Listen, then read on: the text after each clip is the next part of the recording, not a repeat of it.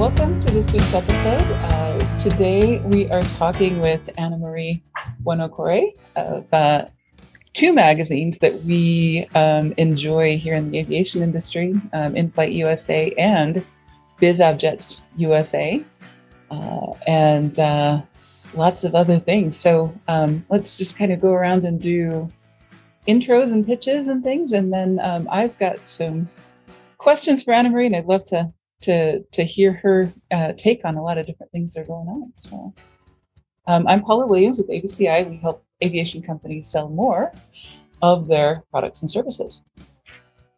John Williams, Ibid. I do the back end stuff for her as well as the IT and so forth. Tylor Hall, Shrike Eagle Aviation, trying to start a aviation maintenance business. In the Southwest, right? In Las Cruces. Yes. Hi, everyone. My name is Annamarie Buonocore. I am with In-Flight USA magazine, a monthly general aviation news magazine. And I also have a quarterly publication called BizAvJets USA for BizJets and bigger things than piston prop airplanes.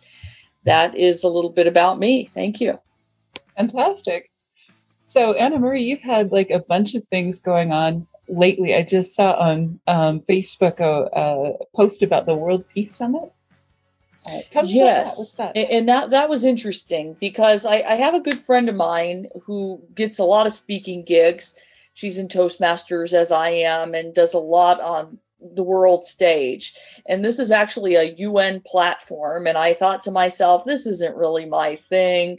It was about environmentalism and sustainability. And I thought, oh, that's not really my area of expertise, nor is it my area of passion. I'll just say that, not to open the political door. But I started thinking about it and I thought, yeah, you know what? I could do this. I started talking about how GAMI, one of our past clients, eliminated lead in avgas and all of the progress that we're making. I kind of made the whole thing about not demonizing certain industries such as print for magazines and aviation, because we're being very innovative to make it all work. And it turns out everybody loved it. They just really loved the speech. So I'm excited about it. Good. Congratulations. That's fantastic. And I think, a lot of people in aviation just haven't been telling this story from our perspective. And, if the other guy is telling the story all the time, it's never going to come out the way you want it. And Tylor, I know you've got some interesting things with fuel efficiency that, we were talking about just a few weeks ago.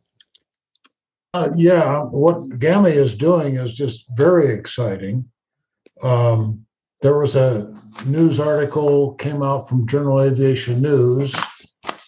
Well, it doesn't show up. That was sent to me by a friend of how the DC is still fuddling with their fingers to figure out which end is up as far as getting this thing approved.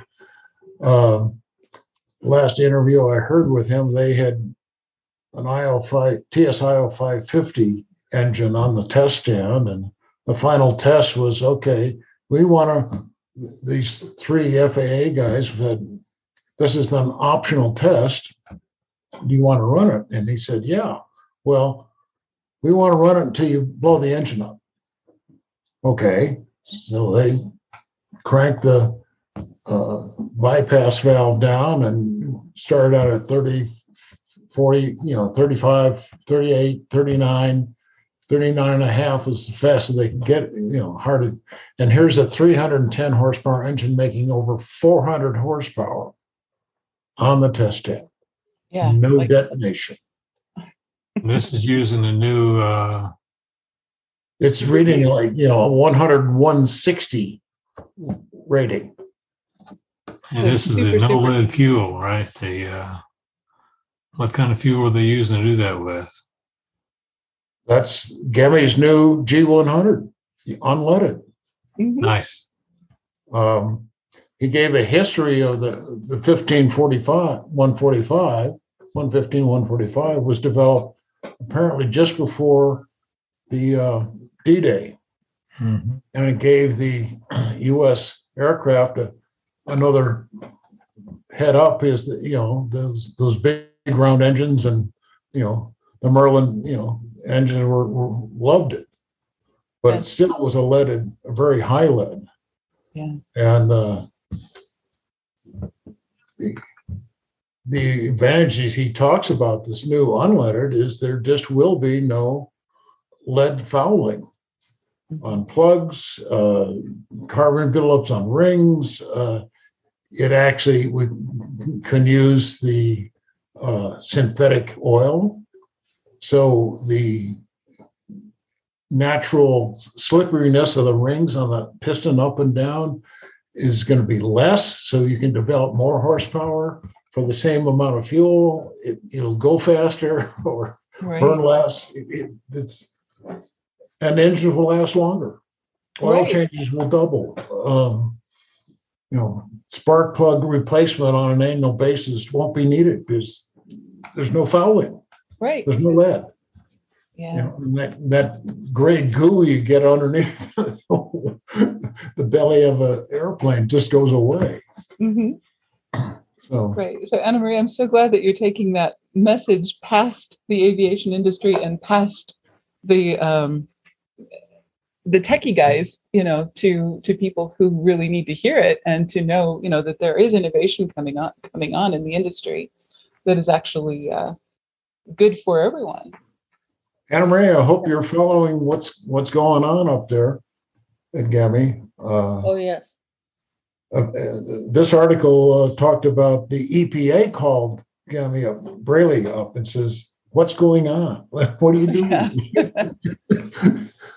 Right. Well, yeah, GAMI is one of your clients, so you're right in the middle of all that. Right. We get their press releases quite a bit, and we try to cover their news. I've done interviews, and yes, they've been in our magazine before, so I am familiar with what's happening, and I think it's great. They're just making great headway out there. This is really good for the environment, and we're excited about it. Right.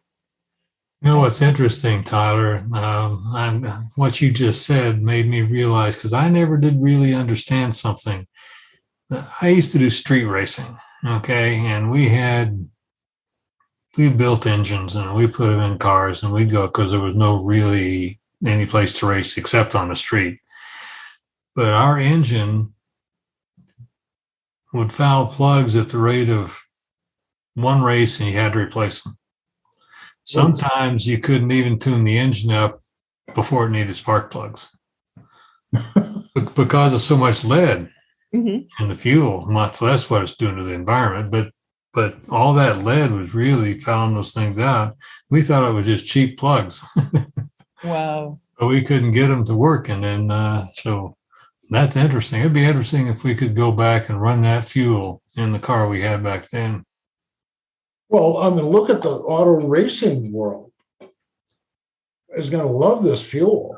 Yeah, no joke. You've got a legacy vehicle yourself, and you've got some dragster experience, and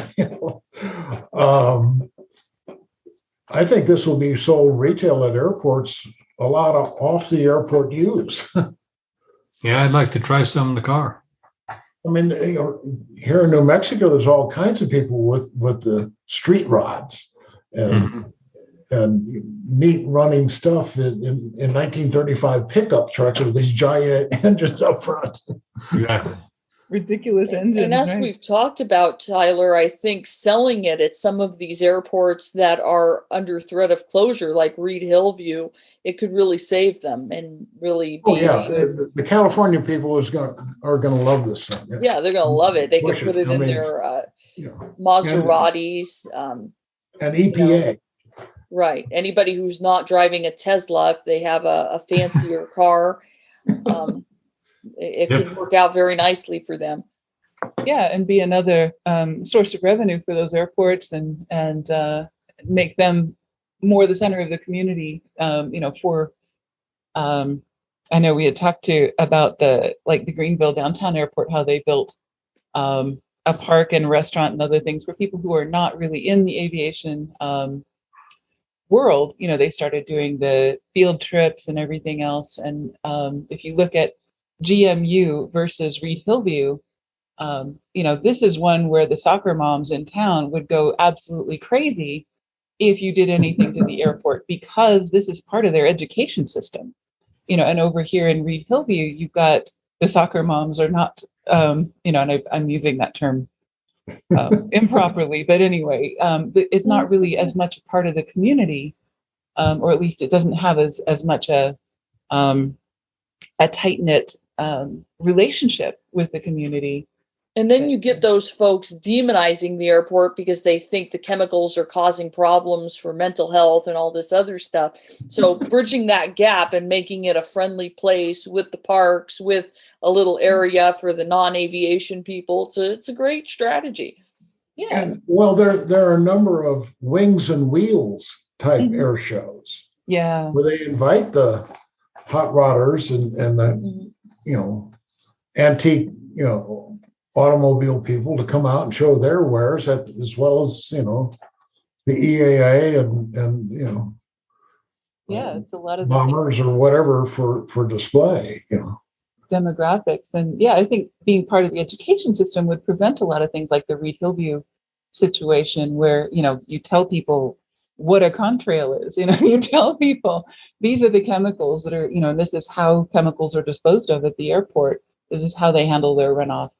Make that part of your 5th grade, 7th grade, 9th grade local school curriculum, because you can build that courseware and make the airport part of that education. And, anyway, I'm getting way off topic. And Annamarie, I know we recently did, speaking of contrails, the contrails and cocktails with Mark Perry. So that was another engagement that you did recently. Uh-oh. Yes. Okay, I'm sorry. I think we froze for a second. That was a handoff to you, Annamarie. Sorry.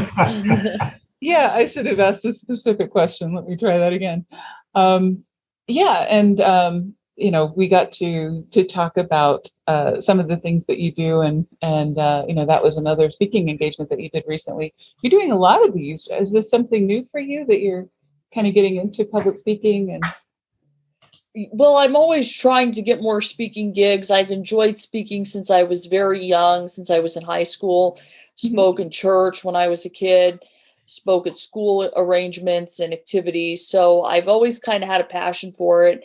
I joined Toastmasters when I was in my early 20s while I was in college. It was just a great experience. There were a lot of great people there that I could look up to and build my speaking career. So yes, I have been doing a lot of them, just because it's great to get business going, get people interested in what you're doing, and just explore these topics like airport closures, environmentalism, economic impact, all of these things. It's very important to come together and discuss it and provide that education for people who are listening. Right.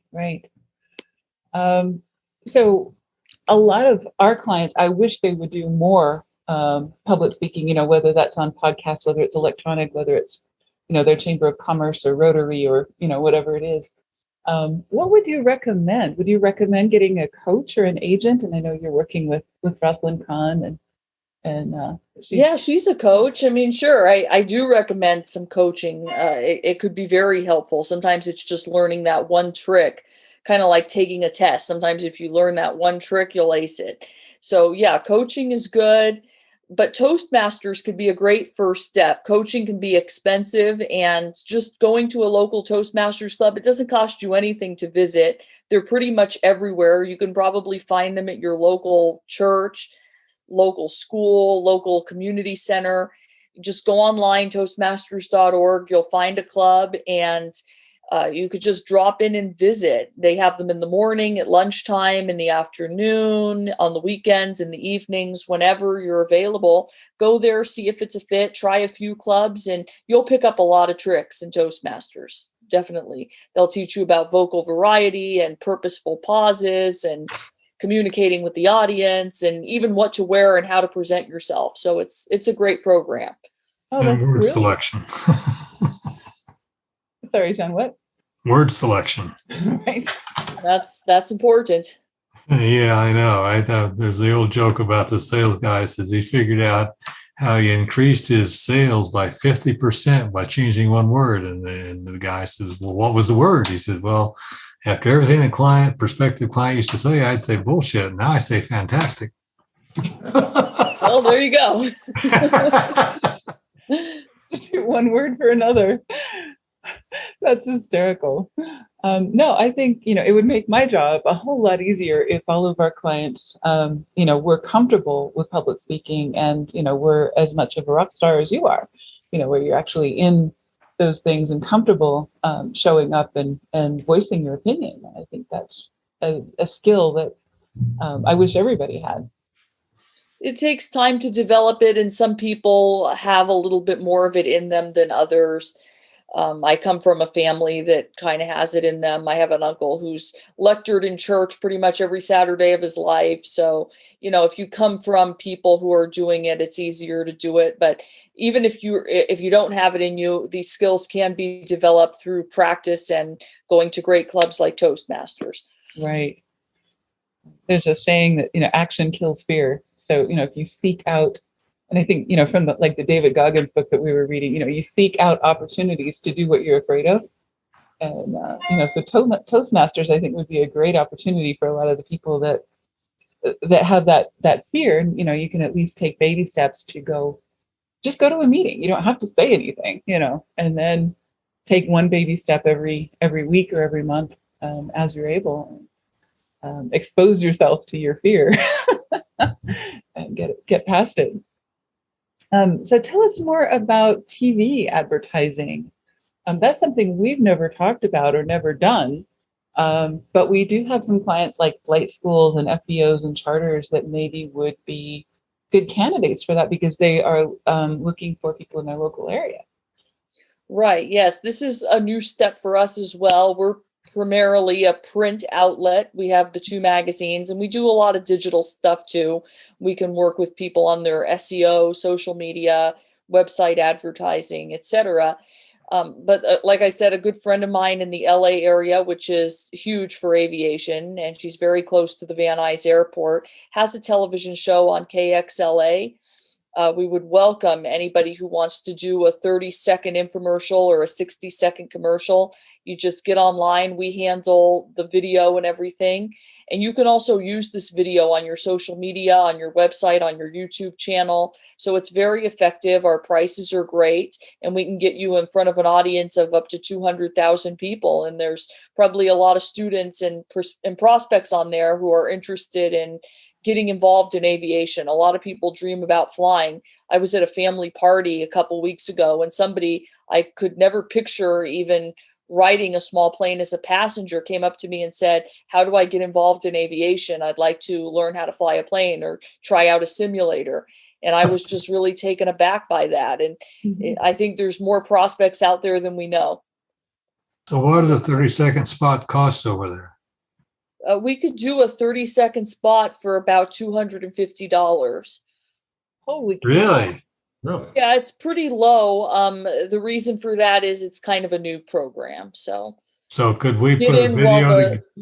Could we put a 30-second video together and give it to you to munch around and then use it? Absolutely. Yes, we'd love that. Brilliant. So is that what they call OTT advertising, or is that something slightly different? And I've seen, I've been getting spam for OTT advertising, where they put it into a TV feed, and I'm not sure if that has to do with cable, and then you guys are local, or how does that fit together? What's the...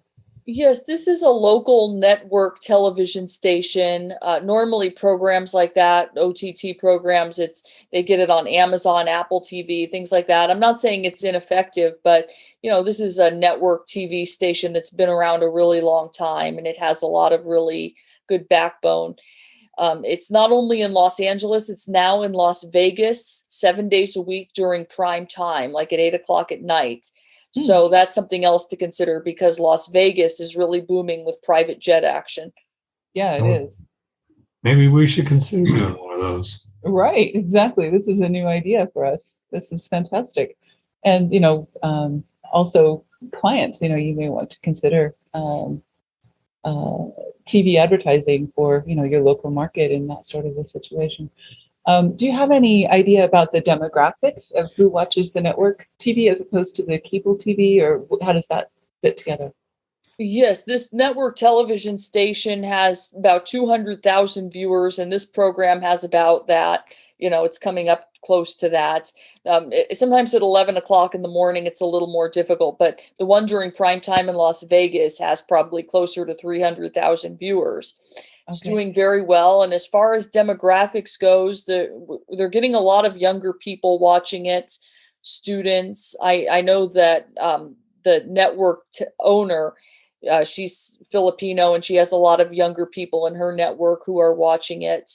And these could all be prospective flight students or people who have an interest in aviation. I also know that they come from a high net worth background, and many of them might be interested in getting a jet, not necessarily to fly themselves, but to hire out a pilot. Right, or charter. Charters, membership programs. Cards, those kinds of things. Yeah, we should try this out because some of our other clients may be interested in it. Yeah, that might be a good experiment. Okay, so tell us a little bit more about magazine advertising. I think, some folks know, have been using magazine advertising for a long time, but do you have any inside tips or tricks or anything that we should know about, having a good relationship with the magazine, getting the most out of that ad or out of that relationship? Well, we here at InFlight USA know that you have many different options to choose from when it comes when it comes to magazine advertising. And, we really pride ourselves on the legacy that we have here. We've been in business almost 40 years. My dad started this in the garage back in the 1980s. He was a flight student. It was mainly a flight school publication. He had done some work with a boating publication and figured if they could do it for boats, they could do it for planes.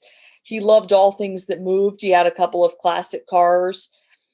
He was very much into all of those things regarding transportation and whatnot. So we really pride ourselves on the legacy that we have here. We're a very grassroots publication. We keep our prices low. Our distribution is really good. That's another factor you want to consider. How many airports is it actually getting out to? How many FBOs? How many pilots? How many aviation enthusiasts? And I would like to think that we do a pretty good job serving all of those markets. We have about 120,000 viewers online per month, and our print circulation is anywhere between 30 and 40,000 on any given month. We print more for events like Sun and Fun, Oshkosh, those kinds of things. So we do really well with event advertising. We have bins at the NBAA events. We try to get our BizAvJet magazines to all the NBAA events. And we have a very strong digital component. We're online every month, and we work with digital advertising firms who can also help with search engine optimization, with Facebook and LinkedIn, Twitter, helping you write social media posts, advertise on social media, being consistent. And ABCI is one of our partners. So we work very closely with all of you and in making that happen. And I would like to think that we're a magazine that could offer a lot of good services for your clients. Right. I actually really love that partnership because it's, ABCI has never offered print, as an option. But that through that partnership with you guys, I know we have a lot of clients in common and other things like that where we can do campaigns that include a print component, and then also do some other things with their website and take them offline and do take them the next step in the sales process and make sure that we're processing those leads in a way that makes the most for their money. So that's a great partnership. Ray, I want to comment on your most recent editorial. Sure. It was written by Ed and Earl Downs. The twins, yes. Chick Ride Times. It was a great article about how to pass a check ride. Oh, wow. All the little details that you're going to get, starting with a good passenger briefing is a first step towards professionalism, talk about 100-hour inspections, special VFR. Went on, and I thought, wow, I'm starting back into the training side, but I need my commercial license. I went out to the local airport here and got into their new Redbird Simulator. Oh, yeah. Now, I took my instrument, half of it in the simulator, but it was just, one window in front of me. This is all the way around. Yeah. It had a very interesting feeling being in it. Now, I found that Pilatus has a program with Redbird to promote their training, corporate aircraft. It's a turboprop, the PC-21, and they say you can reduce the training time by 30% if you start the students in the simulator. Yeah, right. I mean, in the really good simulators. Right. So much cheaper. Yeah. And they can take people, once they get into that, I assume it's 25, 30 hours or more, and then put them in the PC-21, which is a turboprop, And all the airlines are jumping into the training world. Yeah. Oh, yes, they I are. bought that outfit, Alaska, Delta have started their own United, in-house training thing, lending money, growing their own internally. Yeah. So and that's where, people are showing a lot of, the new airplanes are going into the training field. Yeah. News release this week was somebody has earned their first license in an electric airplane. Nice. Pretty cool. Very cool. And, one of our flight schools has, airlines coming in and interviewing people earlier and earlier in their flight school situation, because they want them locked in, and they're offering bonuses and wonderful things. And, they're being a lot better to pilots, I think, than they have in years, which is. I had an interface with a kid. He was 19? He's Zuni Indian, Pueblo. And he was asking about, career, where do we go? He's out of high school and, what do we do next? And he's working at the desk at a motel, for $12 an hour or whatever.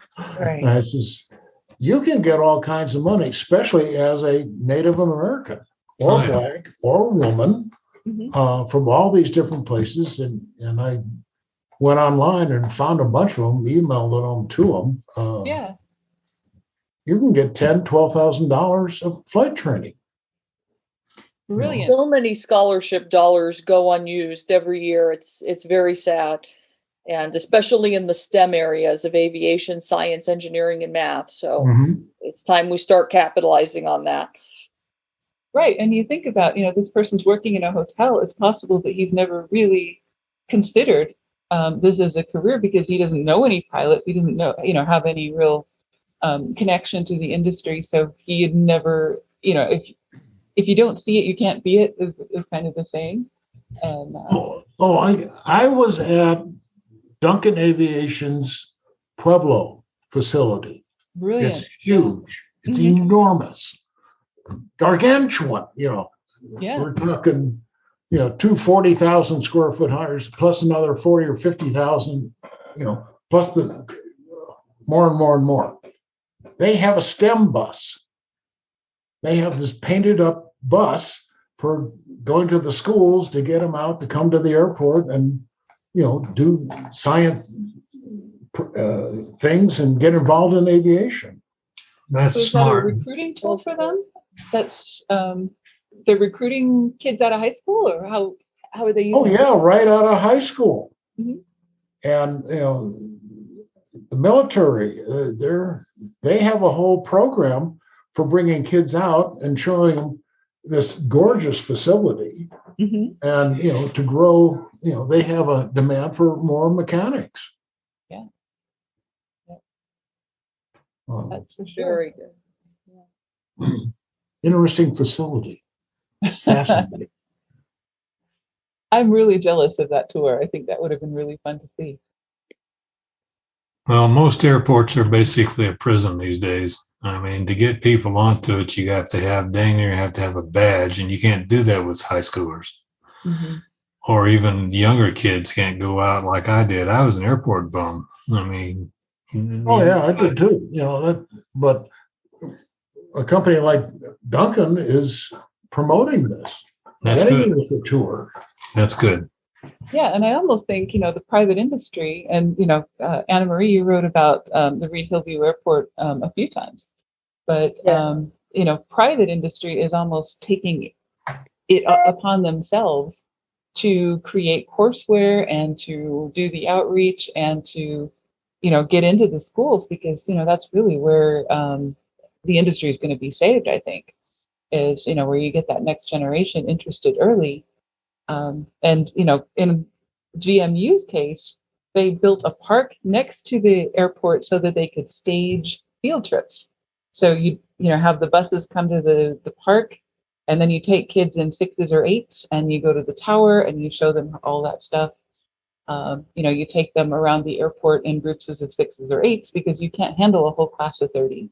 And there's a whole bunch of logistics things with airports and security that you have to manage now to get that community and school involvement. And there's some people who are really, really good at it now. So that's good news. That's great. That's just, getting them interested early is always very good. And there's fewer restrictions. Unfortunately, some of our smaller airports are getting more restricted. I remember I went to Van Nuys after a while of not having been there in many years, and they've started to get some of the bigger jet centers, which is fantastic. I love the growth, but with that comes more restrictions. Yeah. And that's a downfall because it's a post 9/11 society. Mm-hmm. Yeah, and you have to have a badge to get anywhere near an airplane, or anywhere near any of the tugs, or any of the cool things that kids like, or any of that stuff. That is cool. All right. Well, does anybody have anything else to add to that, or I think that's all the questions I had planned out. Head you had, right? Called Crew Blast. Crew Blast. Yeah, it's a website that if you're a licensed pilot and commercial pilot, you can list on there what your ratings are and what you're qualified in, and people are looking for pilots. There is a very distinct pilot shortage right now. Right, and there's another site, PPRUNE, like the prune. It's a pilot forum, and also the airlines post there as well. It's the Professional Pilot Rumor Network is what it is, and that's where a lot of pilots look for jobs, and then they also share the scuttlebutt about which airlines are better or worse, or different things that they can exchange information about. But yeah, those job boards are going bananas. They're really going crazy. It's a good time to be looking for a job as a pilot, probably. Yes, that's wonderful. Yeah. Yeah, bad market for some people is a good market for others. It's a bad time to be an airline scheduler. They have an interesting life right now. Right. All right. So let's go ahead and pitch out and call it a day, unless anybody else has anything that they want to add that you've seen lately that's really cool. Okay. All right. Paula Williams, ABCI. We help aviation companies sell more of their products and services. I work for her. You have to at least say your name, John. John Williams. Okay. Fine. Tylor Hall, Shrike Eagle Aviation. Annamarie Buonocore, In-Flight USA, and BizAvJets USA. Appreciate getting the magazine, Annamarie. Yeah. Yay! Great. Well, Ali, stay safe and healthy, guys. Ali, are you available? Are you? I guess you're muted. I don't know if you've got a good connection, but we'd be happy to hear you introduce yourself if you'd like. Hi everyone, thank you so much for this invitation. I'm just hearing your all conversation since I'm new in the aviation industry. So I'm a bit more interested to learn from you guys because you have the vast experience in the aviation industry. And I'm loving the conversation. And you know little bit about myself. My name is Muhammad Ali. I'm from Pakistan. So I work for the ABCI for little projects they have recently doing. And I'm basically doing social media management from Pakistan for the different clients. And aviation is a bit interesting, you can say, side for ourselves because the vast industry, and we have a little exposure in Pakistan, but not in a huge sense. So thank you so much for this opportunity, and I'm loving the conversation. Excellent. Yeah, Ali's been working with us for just a little while, and he's a fantastic designer. And so we're really enjoying working with him. So it's been fun. All right. Yes, I'm loving the little notes from your side, the guidelines and the directions.